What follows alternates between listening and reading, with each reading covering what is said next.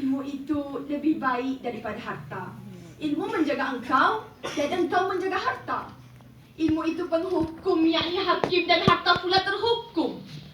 Harta itu berkurang tatkala dibelanjakan, namun ilmu bertambah tatkala dibelanjakan.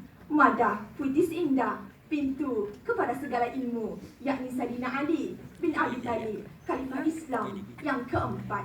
Sempurna majlis di tadah tunggak peneraja istimewa, saf kehakiman anti idiosinkratik, integriti berpasak.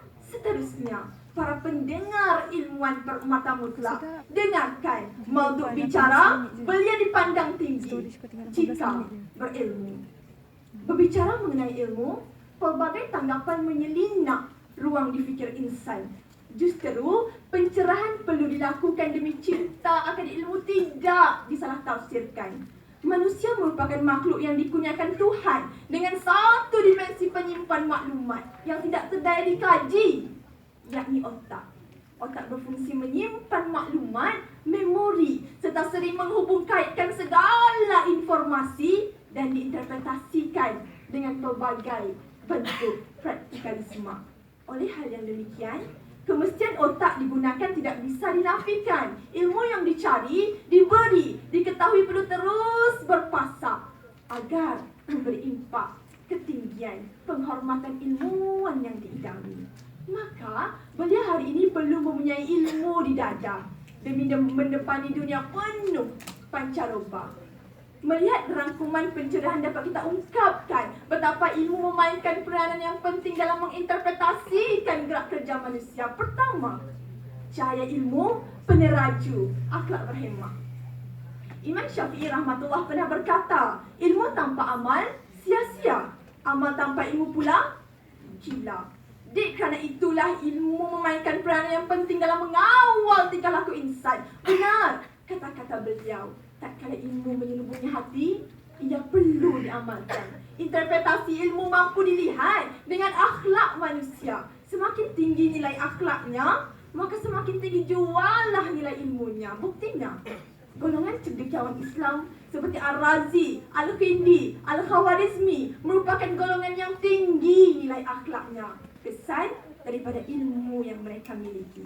Tuntasnya hadirin, golongan seperti inilah yang perlu kita contohi agar belia hari ini mampu memimpin golongan yang perlu dipimpin.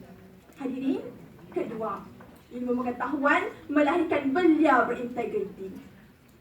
Dahulu kita beria-ia mengutuk kebusukan hati George W. Bush yang merupakan pemimpin Amerika Syarikat yang telah mengakibatkan ribuan insan berdarah putih dibunuh tanpa alasan yang munasabah.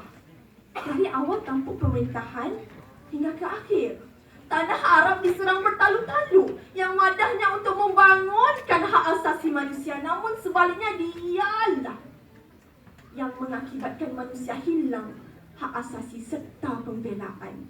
Kerana itulah ilmu perlu diraih dengan bersungguh-sungguh demi melahirkan belia berintegriti. Namun, meletur buluh dialah daya rebungnya melalui penekanan terhadap subjek pembelajaran kini sesuai bagi menghadapi cabaran 2020. Kerana, kata Dr. Yusuf Al-Qardawi, jika ingin melihat negara pada masa akan datang, lihatlah generasi mudanya pada hari ini, pemuda harapan bangsa, pemudi tiang negara.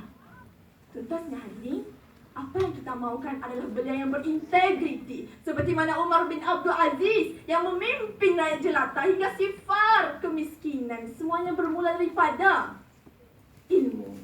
Ilmu itu sendiri merupakan integriti yang membawa belia ke arah syurga yang diimpi, bukannya neraka dunia yang dikeji. Ketiga, ilmu pengetahuan membentuk belia berwawasan.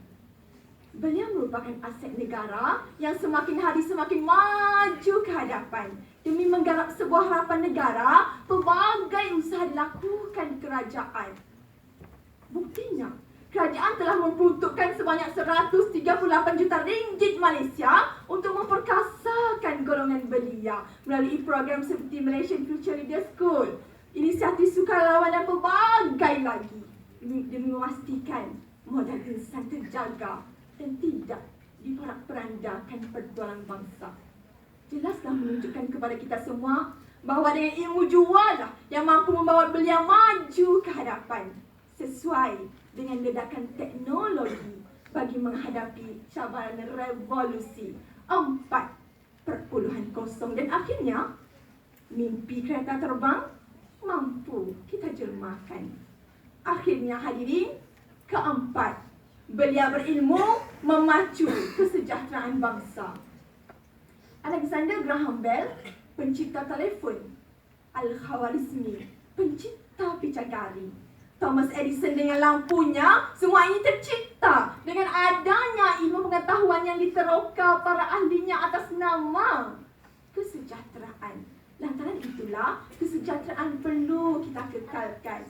Belanjawan 2020 bertemakan memacu pertumbuhan dan keberhasilan saksama ke arah kemakmuran bersama, menghilangkan besar para belia apabila sebanyak 25 juta diperuntukkan untuk dana geran padanan bagi menggalakkan lebih banyak projek perintis aplikasi digital yang mana kebanyakannya sedang diusahakan oleh golongan belia. Syabas diucapkan kepada negara Malaysia.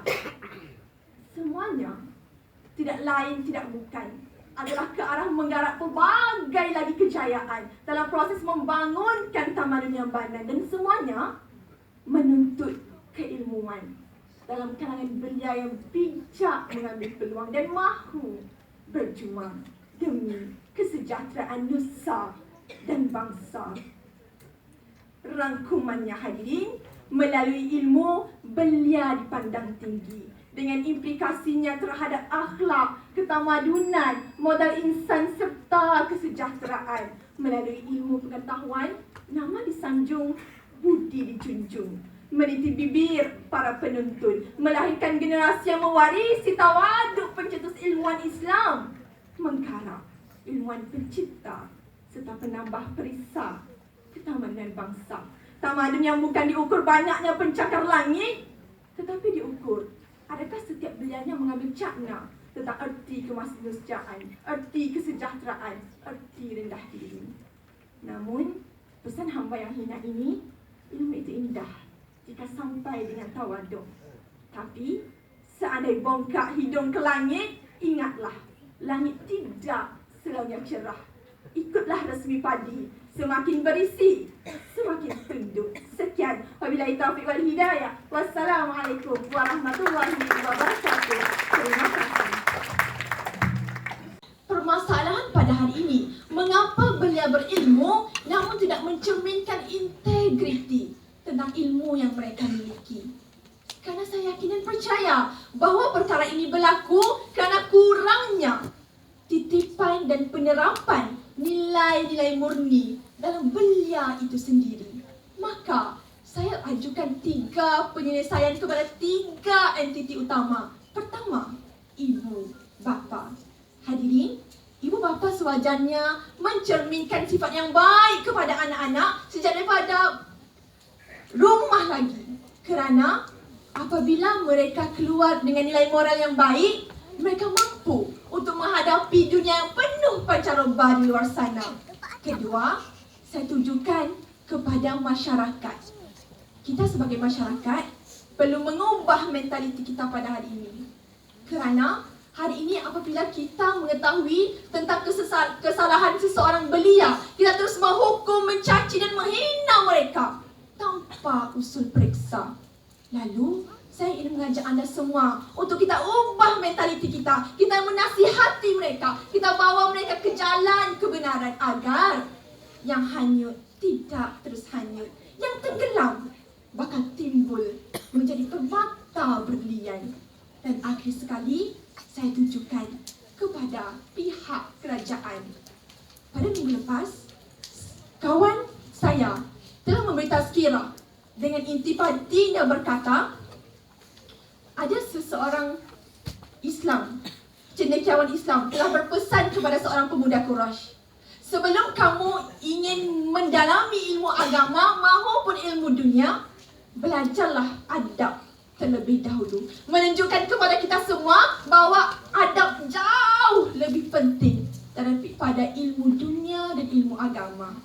Jadi, saya ingin menyeru kerajaan untuk kita sama-sama terapkan nilai adab dan moral sejak di bangku sekolah lagi. Seperti mana kita lihat negara Jepun hari ini, bagaimana anak-anak mudanya mempunyai sasaran yang begitu terpuji kerana mereka telah menerapkan nilai-nilai moral, nilai-nilai adab dan juga integriti sejak daripada bangku sekolah lagi. Konklusinya hadirin, tiga entiti ini perlu bersatu padu. Mereka perlu, kita perlu untuk bersama-sama bertanggungjawab memikul amanah ini demi negara kita bersama. Hadirin, sebelum saya tinggalkan pentas ini, saya ingin anda renungkan satu perkara. Cuba lihat jari jemari ini. Walaupun panjangnya tidak sama, malah juga tidak serupa. Namun, apabila kita genggam yang mampu menjadi suatu yang luar biasa. Begitu juga kita masyarakat Malaysia sekarang kita bersatu padu, pasti kita mampu mengubah sesuatu. Bangkitlah belia. Sekian. Wabillahi taufiq wal hidayah. Wassalamualaikum.